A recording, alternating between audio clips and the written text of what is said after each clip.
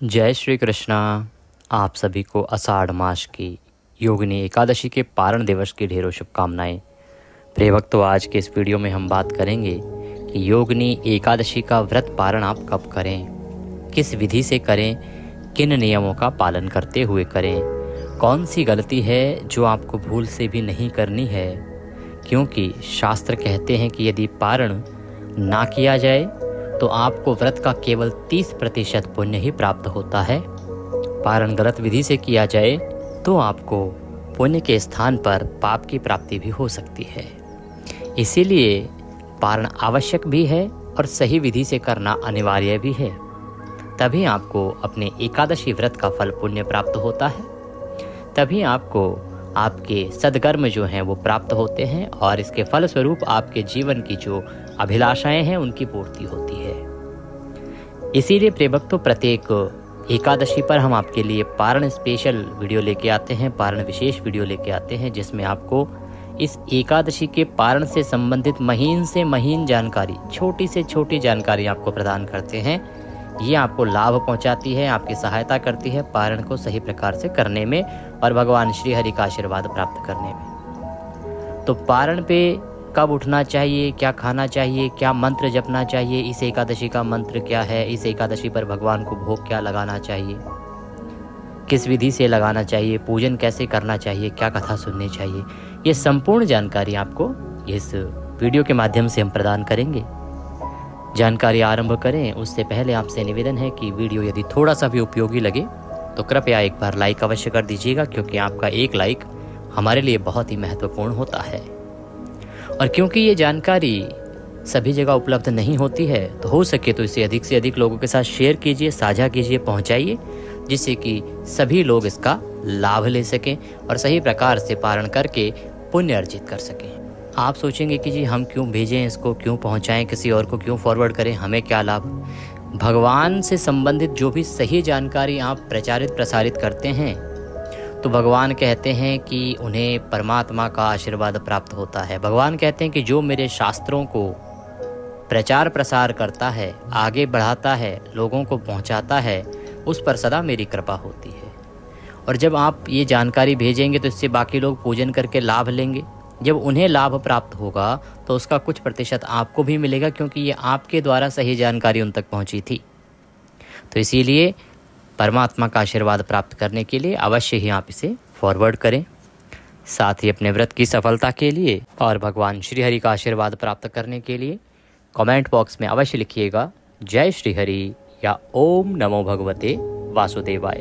भगवान वासुदेव अवश्य ही आप पर प्रसन्न होंगे।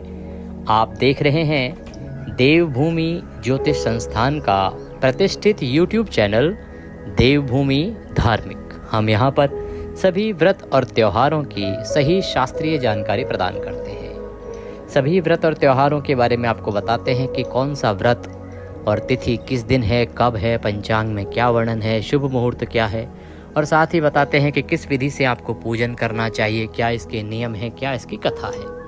इस प्रकार से सभी व्रत और त्योहारों की सही शास्त्रीय जानकारी प्राप्त करते रहना चाहते हैं तो चैनल को अभी सब्सक्राइब कीजिए। जब आप सब्सक्राइब का बटन दबाएंगे उसके बाद वहां पर एक बेल का निशान बना हुआ आएगा, घंटी का निशान बना हुआ आएगा, उसको अवश्य प्रेस कीजिएगा, तभी आपको हमारे सारे वीडियोस मिलेंगे। अन्यथा आपसे वीडियो छूट जाएंगे, जानकारी छूट जाएगी।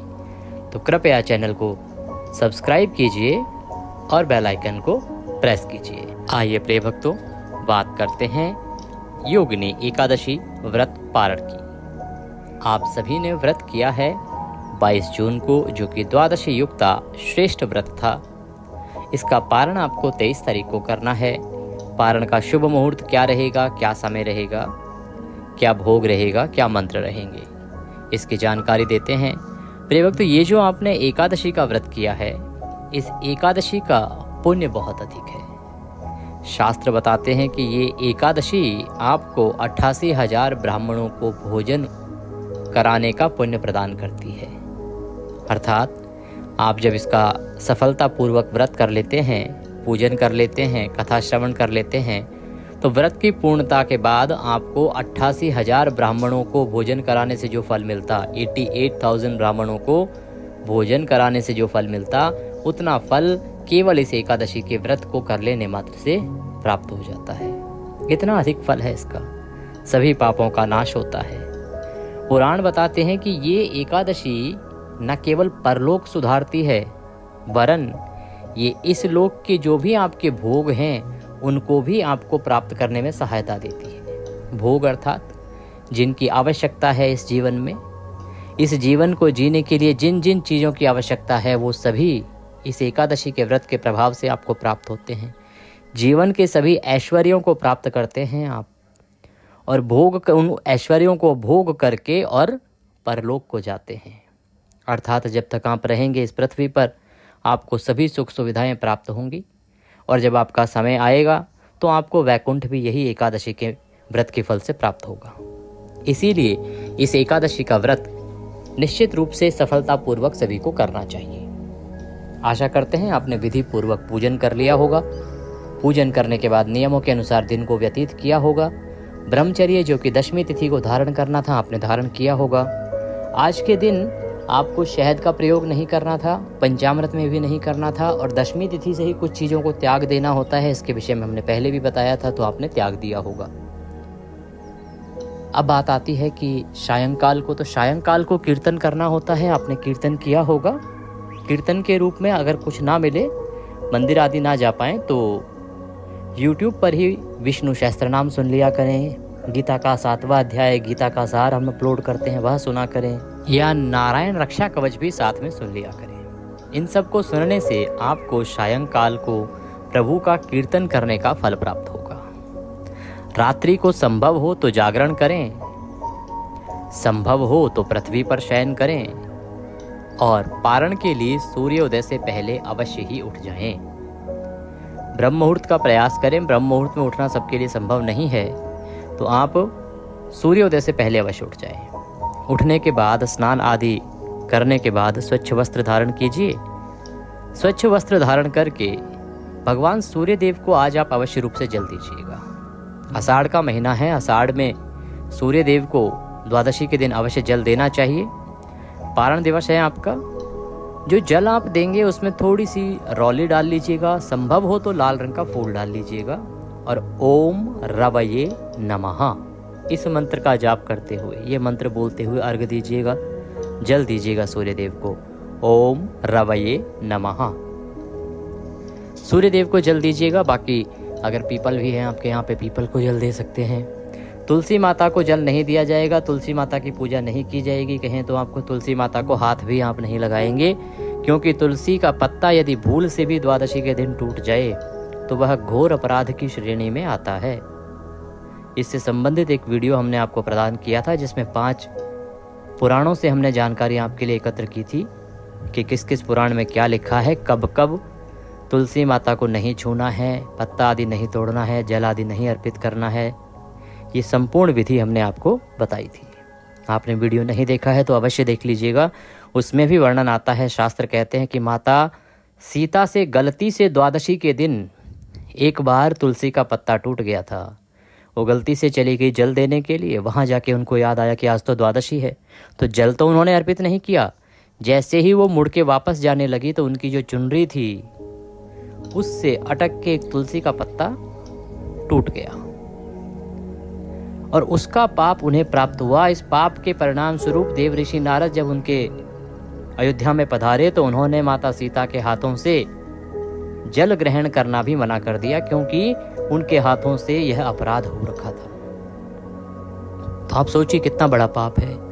इसीलिए द्वादशी के दिन माता तुलसी को नहीं छूना चाहिए, ना ही उनको जल आदि अर्पित करना चाहिए, क्योंकि गलती से यदि पत्ता आदि टूट जाएगा तो आपको घोर पाप लगेगा। पीपल पर आप जल दे सकते हैं। सोमवार को है द्वादशी तो कोई दिक्कत नहीं, अगर देना चाहें दे सकते हैं।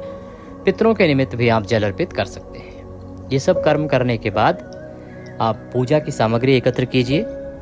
जो पारण की पूजा होगी उसकी सामग्री एकत्र कीजिए, और आसन लगा के सामग्री एकत्र करके बैठ जाएं। बात आती है पंडित जी सामग्री में क्या चाहिएगा। सामग्री में आपके पास होनी चाहिए भगवान श्री हरि विष्णु की कोई तस्वीर या प्रतिमा। उसमें भी यदि आपके पास जगन्नाथ भगवान की तीनों प्रतिमाओं का स्वरूप हो, जिसमें जगन्नाथ भगवान हो, बलभद्र जी हो और सुभद्रा जी तीनों विराजमान हो, तो वह लीजिएगा। चौकी लीजिएगा उनको विराजमान करने के लिए। उस पर बिछाने के लिए पीले रंग का वस्त्र मिल जाए तो वह ले लीजिएगा। इसके अतिरिक्त रौली, मौली, पान, सुपारी, लौंग, इलायची, धूप, दीप, नैवेद्य, फूलों की माला, खुले फूल, इत्र, 2 जनेऊ बलभद्र जी के लिए और जगन्नाथ जी के लिए, और पंचामृत बनाने के लिए कच्चा दूध, दही, घी, शक्कर और गंगाजल। शहद का प्रयोग द्वादशी की पूजा में नहीं होता है। शहद द्वादशी एकादशी जो है उसमें वर्जित होता है, इसीलिए शहद का त्याग जो है दशमी तिथि को ही कर देना चाहिए। व्रत के एक दिन पहले, एकादशी व्रत के एक दिन पहले ही शहद का त्याग बताया गया है। तो ये सामग्री है जिसको आप एकत्र करेंगे। एक तांबे का लोटा अवश्य लीजिएगा। सामग्री एकत्र कीजिए। तांबे के लोटे को साफ कीजिए, उसमें पहले गंगा जल भरिए, फिर शुद्ध जल भरिए और उसके बाद आसन लगा के उत्तर दिशा की ओर मुख करके बैठ जाइए। अब आप सबसे पहले स्थान का और जो सामग्री आप लाए हैं उसका शुद्धिकरण करेंगे, पवित्रीकरण करेंगे।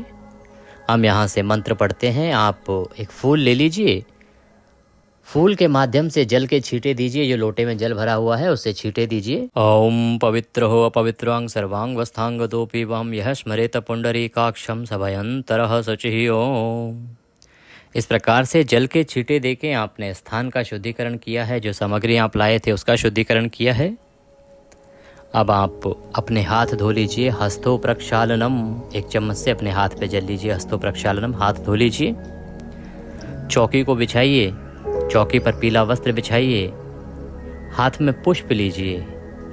मेरे प्रभु से निवेदन कीजिए कि हे परमात्मा, हे भगवान जगन्नाथ, हे परमेश्वर, आज हम एकादशी, योगिनी एकादशी के व्रत पारण के पूजन के लिए आपका आवाहन करते हैं। प्रभु आप आए, यहाँ विराजमान हो। आपको हम आसन के रूप में यह पुष्प अर्पित कर रहे हैं। ये पुष्प आसन के रूप में आप ग्रहण करें और यहाँ आप आसन ग्रहण करके विराजमान हो। इस प्रकार से निवेदन करते हुए पुष्प जो है अर्पित कीजिए भगवान को, और भगवान की तस्वीर या प्रतिमा जो भी आपके पास है वह वहाँ स्थापित कर दीजिए। बहुत से लोग सवाल करते हैं, पंडित जी हमारे पास चौकी तो नहीं होती तो क्या करें। देखिए, भगवान की पूजा आप कहीं भी रख के भगवान को कर सकते हैं। चौकी मिलती है उत्तम है, अन्यथा जो भी उपयुक्त स्थान है आपके घर में वहाँ भगवान की तस्वीर, प्रतिमा रखिए और पूजन कीजिए। क्योंकि आसन के लिए तो आप पुष्प दे रहे हैं। पुष्प तो निवेदन आपको चौकी पर भी करना है। नीचे अगर रखेंगे, भगवान को विराजमान करेंगे तो वहाँ भी आप पुष्प आसन के रूप में ही अर्पित करेंगे। तो आसन तो आप भगवान को पुष्प का दे रहे हैं। आपके पास जो उपयुक्त स्थान है ना, बस सफाई और शुद्धि का ध्यान रखें। किसी भी उपयुक्त स्थान पर आप भगवान की स्थापना करके और पूजन कर सकते हैं। स्थापना करने के बाद उनके सीधे हाथ की ओर घी का दिया रखिए और धूप रखिए और उसे धूप और दीप को प्रज्वलित कर दीजिए। प्रिय भक्तों, ये स्थापना हमने पुनः आपको इसलिए बताई है क्योंकि बहुत से ऐसे दर्शक होते हैं जिन्होंने हमारी पूजा विधि का वीडियो नहीं देखा होता, तो उन्होंने स्थापना नहीं की होती है एकादशी के दिन। जो हमारे पुराने दर्शक हैं, आपने वीडियो के अनुसार पूजन किया था, आपने स्थापना पहले से कर रखी है, तो आप केवल वहाँ पे कल की पूजा का जो सामान है उसको हटा दीजिए और आज की पूजा अब हम आरंभ करेंगे। नया धूप और दीप वहाँ पर रख के प्रज्वलित कर लीजिए। धूप दीप प्रज्वलित सभी ने कर लिया होगा। स्थापना भगवान की हो गई है।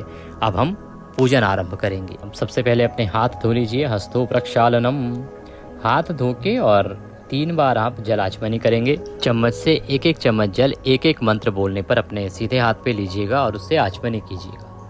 ओम माधवाय नमः, जल लीजिए पी जाइए। ओम केशवाय नमः, जल लीजिए पी जाइए। ओम नारायणाय नमः, जल लीजिए पी जाइए। ओम ऋषिकेशाय नमो नमः। हस्तो प्रक्षालनम, हाथ धो लीजिए। हाथ धो के अब अपने आप को तिलक कीजिए, मौली बांधिए और भगवान का पूजन आरंभ कीजिए। अगर पारिवारिक जन बैठ के पूजन कर रहे हैं तो उन्हें भी मौली बांधिए और तिलक कीजिए। भगवान के सामने एक पात्र रख लीजिए, कोई कटोरी आदि रख लीजिए जिसमें कि आप पूजन की सामग्री अर्पित करेंगे। यदि आपने भगवान के तीनों स्वरूपों का चित्र रखा है जिसमें बलभद्र जी, जगन्नाथ जी और सुभद्रा जी हैं, तो तीनों के सामने अलग अलग पात्र रखिएगा जिससे कि हम तीनों का अलग अलग पूजन कर सकें। आइए पूजन आरंभ करते हैं। सबसे पहले भगवान को पद्य, अर्घ, आचमनी अर्पित किया जाएगा। एक एक मंत्र पर एक एक चम्मच जल अर्पित कीजिएगा। ओम भूर्भुवः श्री जगन्नाथाय नमः, सुभद्राय नमः, बलभद्राय नमो नमः। योगने एकादशी पारण दिवसस्य पूजन निमित्तार्थाय पद्यम समर्पयामि। पद्य के रूप में एक चम्मच जल लीजिए और भगवान को अर्पित कीजिए। एक चम्मच बलभद्र जी को अर्पित कीजिए, एक चम्मच पुरी जगन्नाथ जी को अर्पित कीजिए और एक चम्मच सुभद्रा जी को अर्पित कीजिए। ओम भूर्भुवः श्री बलभद्राय नमः, सुभद्राय नमः, श्री जगन्नाथाय नमो नमः। अर्घ्यम समर्पयामि। अर्घ्य के रूप में एक चम्मच लीजिए जल और वह अर्पित कीजिए, तीनों को एक एक चम्मच।